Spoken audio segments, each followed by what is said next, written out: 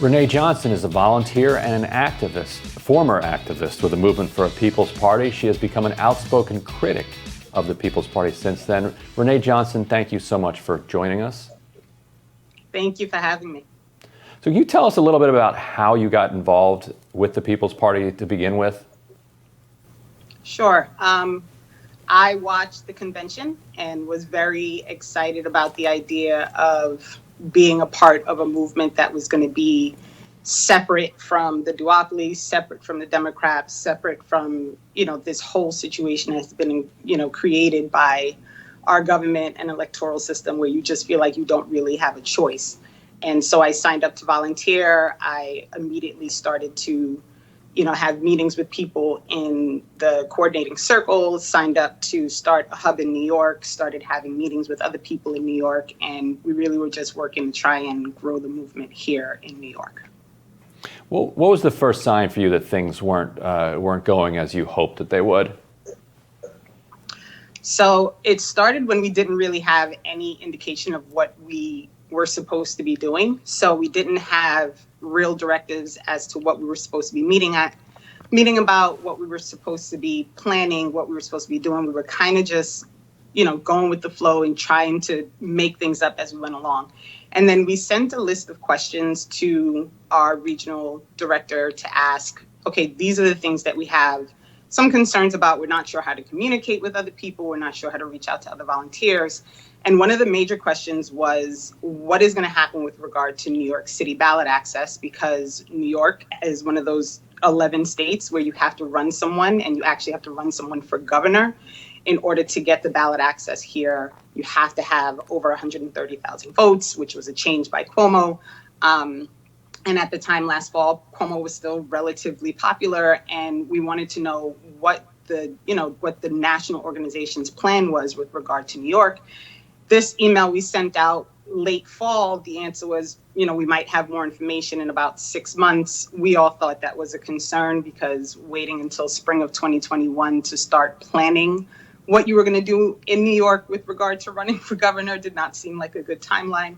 So we had actually, as a group, decided we were just going to move forward with actions that were going to be relevant to inside of the city, inside of the state, and try not to do too much with, worrying about the ballot access at that time. So that was the first key that something was really not right. Are there broader implications to your experience? Like, in other words, do you think it's representative of problems that are affecting the movement around the country? Yeah, because when you bring volunteers in and people are really excited to get going and really excited to do the work, if you don't have something for them to do, you basically have this stagnant group of people who are really excited to make some change and have nowhere to go with their excitement. And it was really disappointing, to be honest. I really wanted this to be something that was going to make a change. But I'm a high school counselor. This is not my thing to do, these outreach on social media and on YouTube. I just wanted to make a difference. I just want my kid to not, be scared to drive his car when he gets older.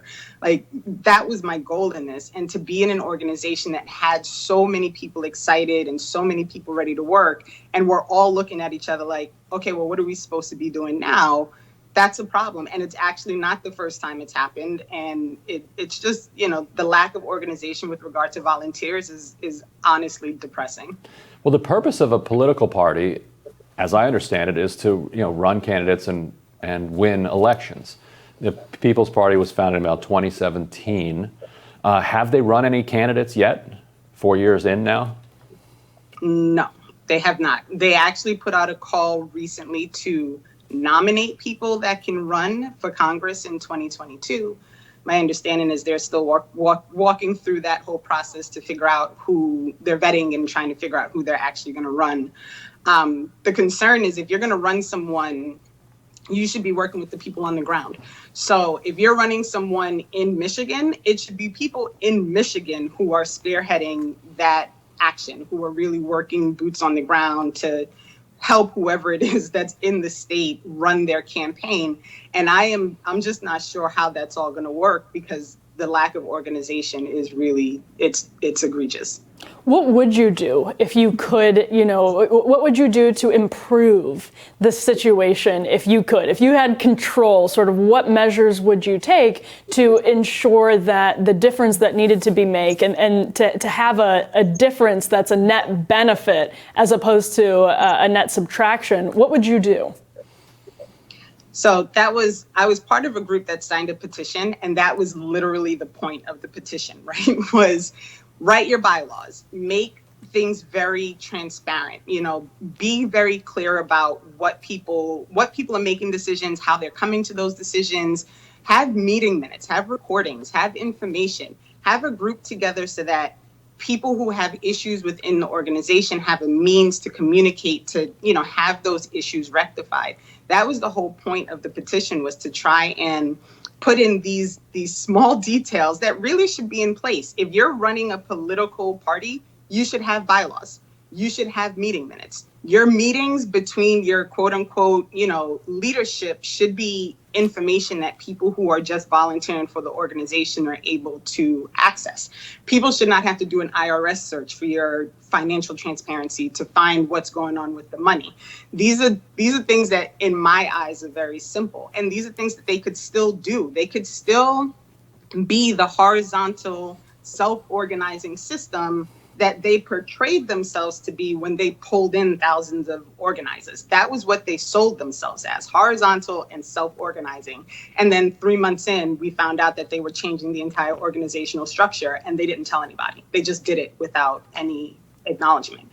And you can't run a political party like that. It has to be on the ground. It has to be local. It has to be the people who are actually going to be affected by those people that you're putting in place that are having a role in the process.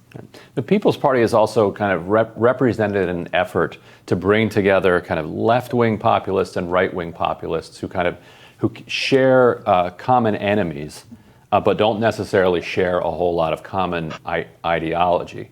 And so I'm curious, from your perspective, where was that effective, and where was it not effective?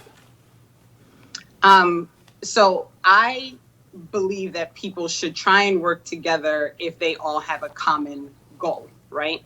And the issue with this right, left, and far extreme and all these things is, me as a Black person, if your goal as a white extremist is to get something done for your people, I'm not included in that. So I can't be working with you towards that effort because I'm not going to gain anything from that effort. You have to be willing, anyone with any kind of extreme response to people who are not like them, they have to be willing to kind of step back from that thing in order to work together so that all of us can get the same thing done. Because in the end, we all have the same goals. Everybody wants to live and have a roof and have food and be happy. And it's not rocket science, but you can't work together with people who literally don't believe that you should have the same things that they have. And it really came to play sometimes, the night before the big purge, which is what we call the night that, multiple people were kicked out of the People's Party Slack and all of their information and platforms, was the day before. There was a huge conversation between a group of Black people and a group of white people. And the group of white people were basically telling the Black people that they had a right to use the N-word. Obviously, we did not agree. And there was a huge contentious conversation that went back and forth on the Slack. And what bothered me was when this purge happened, all the Black people who were involved in that conversation, they all got booted out of the Slack. They all got memos telling them they were no longer welcome in the party.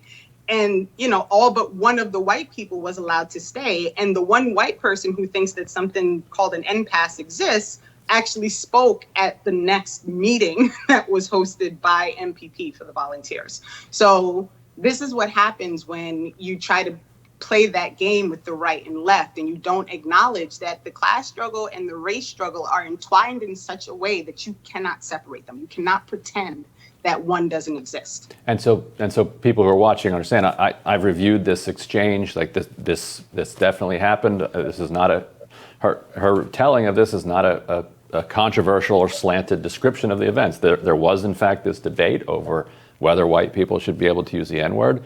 The people arguing it were allowed to stay. The people arguing against it were kicked out.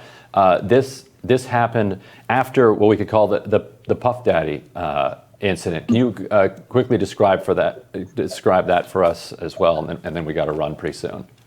No problem. So there was actually a Black Voters for People's Party Circle working group, and we would meet regularly. And one of the things that we thought we were working on was to, provide a platform that would bring Black people to want to be a part of the party, that would bring them, support and have, obviously Black people feel like the People's Party was paying attention to those issues that are important within those communities. We were asked, the person who was chairing our meetings was asked to set up a meeting with Puff Daddy's group. When she questioned, what are we meeting for? We don't have a full platform. We don't have a Black agenda. That's kind of Puffy's whole thing. Why are we going to even try to have this meeting? She was told to go ahead and try and schedule it so that a white person and Nick, who is white facing, even though he is Chilean, could participate in the meeting. And that was the other thing that kind of had things going on a real steep downhill slope. Right. Puff Daddy said he wouldn't vote for Biden because he didn't have a Black agenda. But at the same time, the People's Party had not developed one. Is that right? Correct. Right. And to this date, one of the big fights was reparations, which they claim they support. But the reality is they don't have a platform. It has to be voted on. And they could very well vote and decide that reparations is not going to be on the platform because it has to be voted on. Well, Renee Johnston, thank you so much for joining us. Thank you so much for having me. It was nice to see you both. We'll have more Rising right after this.